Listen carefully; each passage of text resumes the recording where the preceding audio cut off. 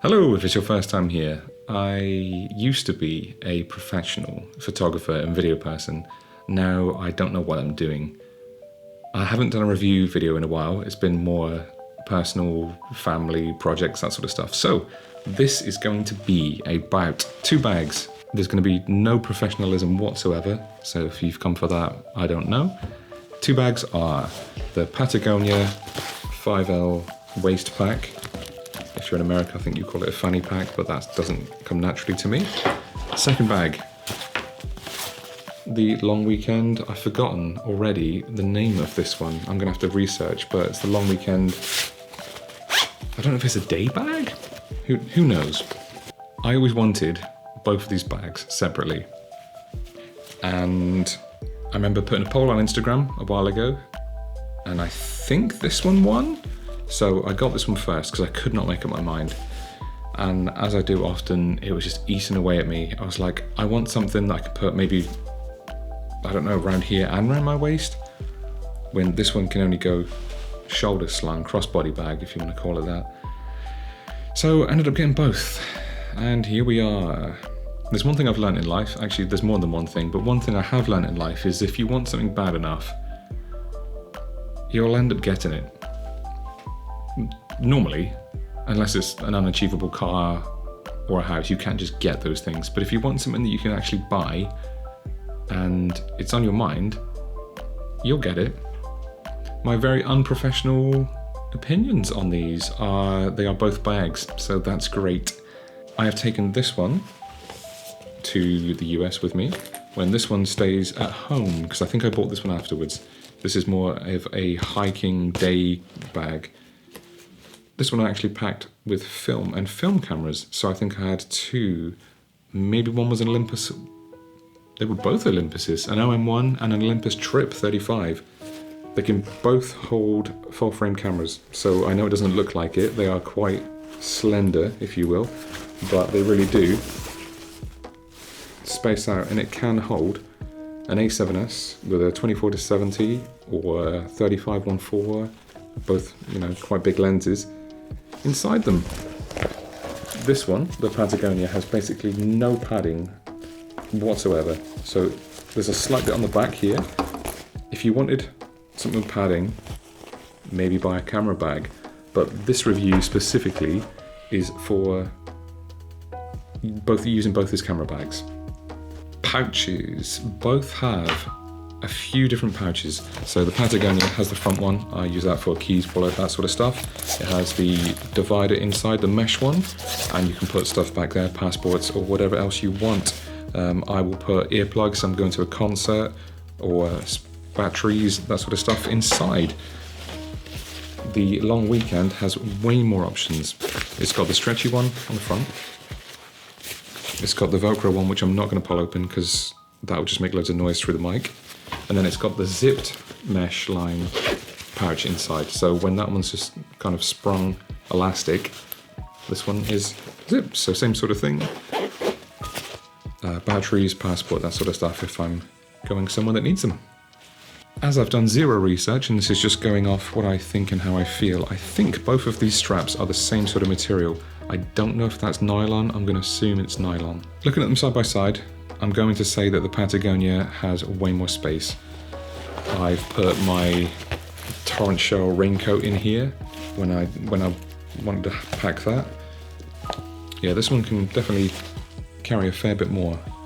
I bought this one because I wanted something slightly more fun.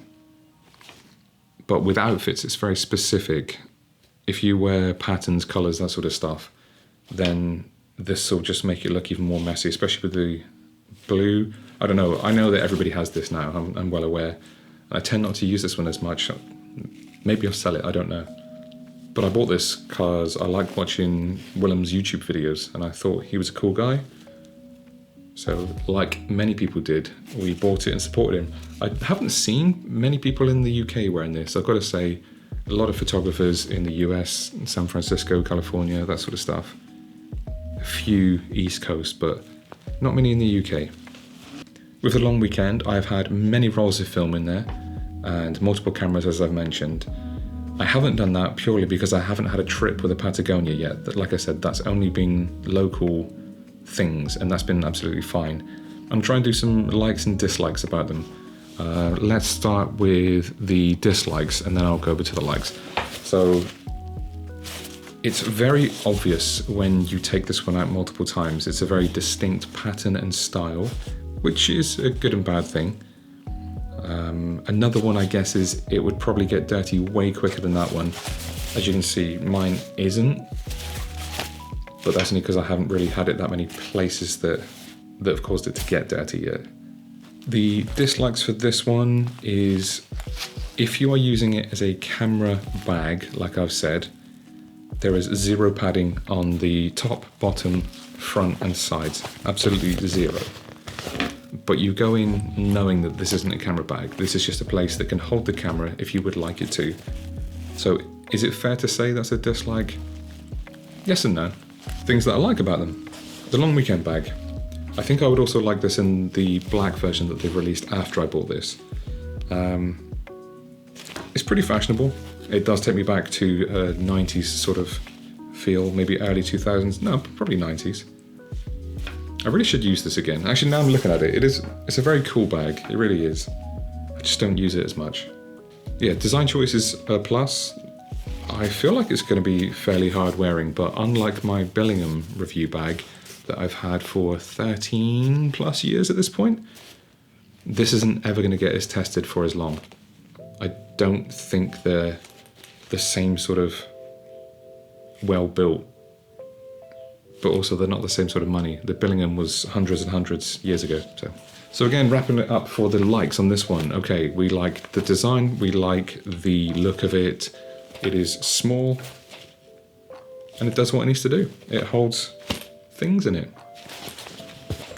Patagonia likes. I would say also the size is fine. I like that it can be crossbody and also around my waist. Some things that you might not think about when you don't have a waist bag specifically are that in cold weather, if you've got a fleece on or something that doesn't do up at the bottom, then this can act as like a drawstring, sort of whatever you want to call it, pull string, just wrap around your waist so that cold air doesn't travel up, which is good. Another plus for having it on the front, side or back of you is that everything's accessible really quickly, as it would be for that, but it also means you've got less around your neck. So if you've got a short or long camera strap, you can have it here, you can have that crossbody if you want, and it doesn't affect that. You're not then dealing with two straps, like one there, one that way, or multiple points of stress in one side of your neck. So I would say the option to do both crossbody and waist is a plus. How waterproof are either of the bags? Probably not very. I think I've only taken either out in light showers, so I can't report on that. But I wouldn't imagine very at all. Here's something to give you a little sort of size reference for scale at the moment. So I'm sure you know how big these water bottles are. I never know how to say their names. I'm not going to try. The American brand made in the USA. Both of them can easily hold that and more. Please don't leak. So you can probably put two of those in there to be honest. And then this one as well. The depth is quite different on them. So where you can stack essentially two of those water bottles in that one, but it is a lot thinner. This one is more chody, and you're really only getting the one plus maybe like a small lens or something in there.